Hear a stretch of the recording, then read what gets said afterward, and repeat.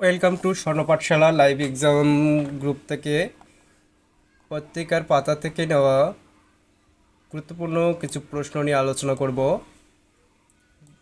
1 নং প্রশ্ন, ঢাকা বিশ্ববিদ্যালয় টিএসসি এলাকায় সন্ত্রাস বিরোধী রাজু ভাস্কর্য নির্মাণ করা হয় 1997 সালে।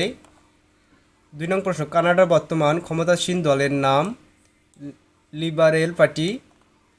3 নং প্রশ্ন, পল্লীকবি জসীমউদ্দীনের প্রয়াণ দিবস 14 মার্চ, মৃত্যু 1976 সাল।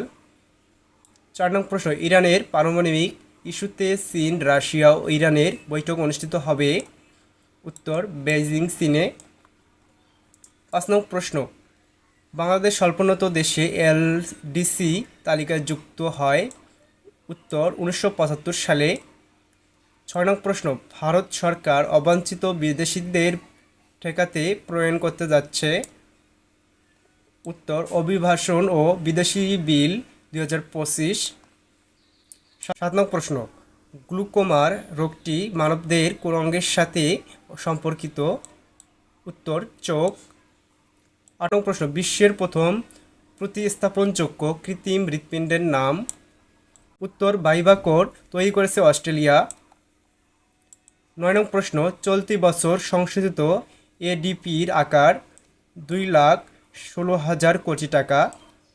10 নং প্রশ্ন, চীনা ভাষার রবীন্দ্র রচনাবলীর অনুবাদক দং উই সেন। ধন্যবাদ।